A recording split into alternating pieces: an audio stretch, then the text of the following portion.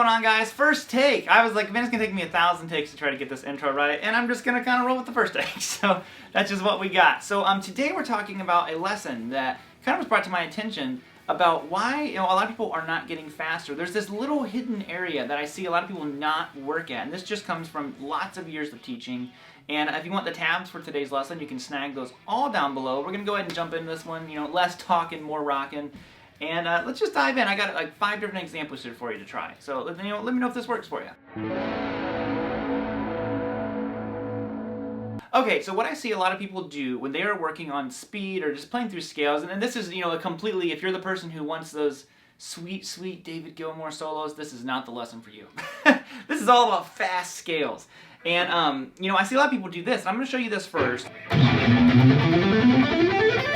Okay, so what I'm doing there is just straight through the scale, like I said. Now, I'm just simply I'm viewing it as like an A minor. There's so many different ways to look at this. I'm picturing this all being an A minor. Could do it in C major. You could be the kind of person who looks at it as B Locrian. It's up to you. But I'm viewing this all as A minor. So I'm going to go 7, 8, 10 on the low E and the A. Okay? Now on the D string, it's 7, 9, 10 on both strings. Very convenient pattern. It's all sets of 2s. And then on the high string, or on the highest strings, the B and the high E, it is 8, 10, 12. Now I know I'm kind of going through this fast. This is just the premises that I want to set before I get into the actual examples that are going to help you, in my opinion, more than just doing this. So this is what I see a lot of people do, and I did this myself. You sit there and you play it.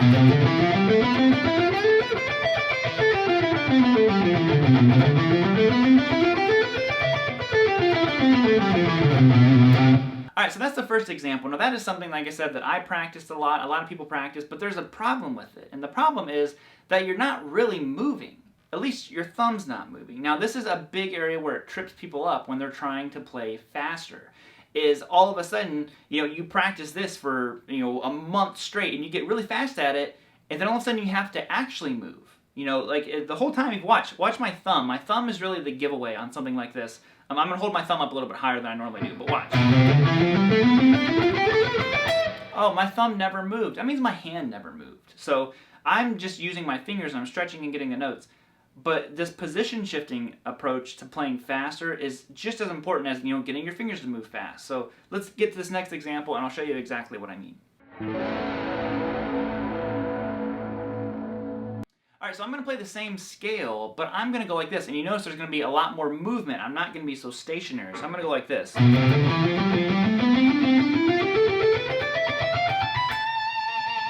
again, if you wanted to be out of C, you can revolve it to your C note and make it C major. I kind of view it as A minor.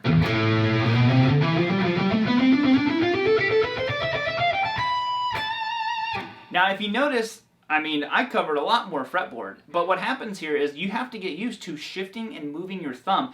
Your thumb's kind of like that forgotten finger that no one works on. They work on all these fingers, but getting used to moving your thumb on the back of the neck, very, very underrated and such a huge aspect to playing fast across the fingerboard. Anyone can sit there on a single lick and go fast, but when you have to move it, that's where you kind of find out, what you need to work on. So let's break down what I'm doing here. I'm going 7, 8, 10 on the low E and the A, so it starts out exactly the same. Turn my distortion, my volume down a little bit. Okay? Now here's where the shifts start happening right away. It's right off the bat. I shift up, and I'm moving into, it's the same 7 notes that I was playing before, but they are all in different patterns now. So I'm going to go like this. I'm going to go 8, 10, 12 on the A, and then 9, 10, 12 on the D. Okay, so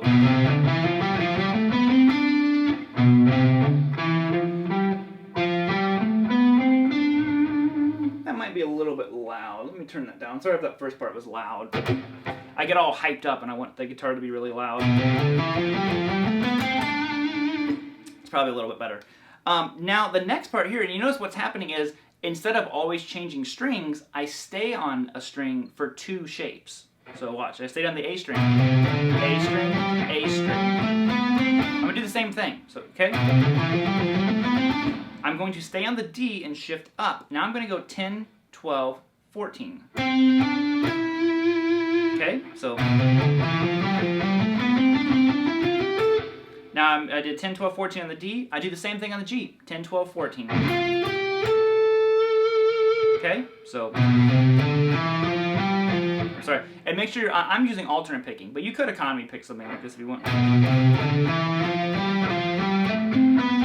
However you do it. Okay, now I stay on the G and I shift up again. I'm gonna go 12, 14, 16 on the G. Like every single pattern requires us to shift our hand, so it's a good exercise. And then we're going to go to the B string. Now we have to kind of change our pattern a little bit. It's going to go 13, 15, 17. Classic B string, making us shift up a half step. Okay, now stay on the B string. You're going to go 15, 17, 18. And then 15, 17, 19. And you're done. Resolve it to whatever you're viewing this as. I'm viewing it as A minor. So I can end on the A, but if you want to see C major, go to a C note somewhere. So all together slow.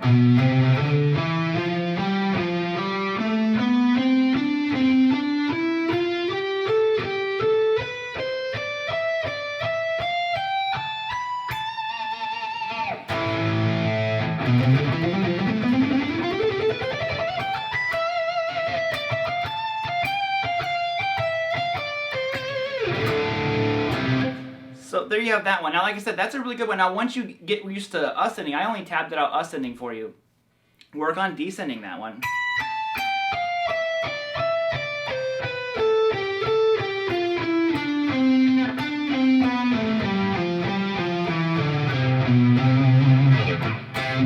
And I'm telling you, it's such a good exercise. If you're not used to moving that thumb, getting around the fingerboard, that one's going to change everything for you. Alright, so the next one is kind of like an even more intense version of the other one. Now, like I said, when we were doing the last exercise, we had essentially two shapes before we had to shift. Now what I have you doing is one shape and then shifting. So the position shifts happen really quick now. It's a different kind of feel to it. So basically, slow would look like this.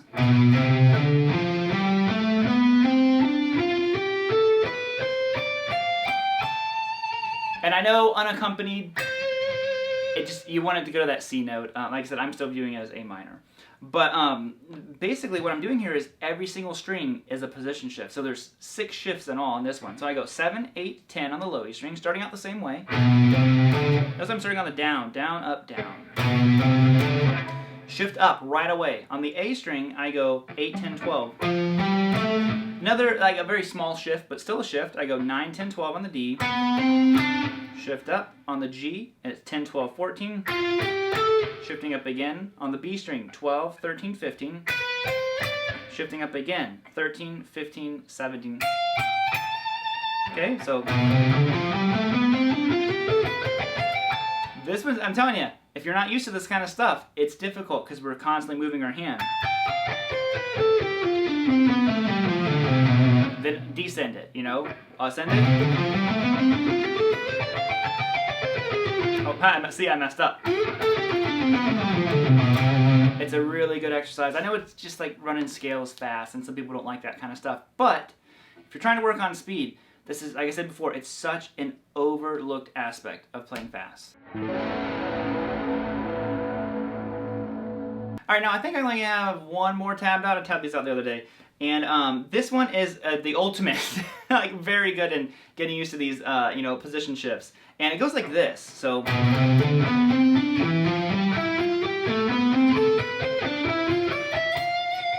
I'm telling you what, this will get your thumb moving real good. So basically, I'm just using octaves. You know, I'm gonna go starting in the same spot, 7, 8, 10. Now I skip the A string altogether. So there's not only as I'm using octaves, but I'm skipping strings each time. So I go to the D string and I play 9, 10, 12. Same exact 3 notes.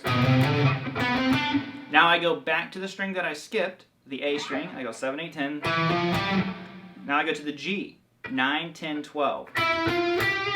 Okay, so just get that part down. Now Now what I'm going to do is I'm going to actually change finger patterns here. Now I'm going to go to the D string, and I go 7, 9, 10 on the D. Notice I use my pointer, ring, and pinky finger here. Go to the B string, 10, 12, 13. Same notes, octave higher. Now I go to the G, which is the string that I skipped, and I'm going to go 7, 9, 10. High E string, 10, 12, 13. And resolve it to your A, to your C, whatever you want to resolve it to. So.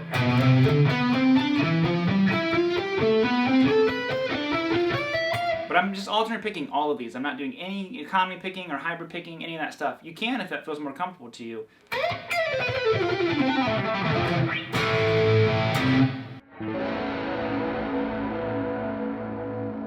Alright homies, that is it. Hopefully this was helpful for you. Like I said, I'm going to be doing more of these kind of just straightforward lessons. A lot of you guys said you were missing them, and I just kind of needed a break away from them. But they're coming back, and they'll be rocking and rolling in no time. Get the tabs, all that good stuff. You can check out the free guitar course. If you like this kind of thing, definitely check out my rock and roll boot camp, or not rock and roll boot camp, the fretboard decoder free course. It's down below.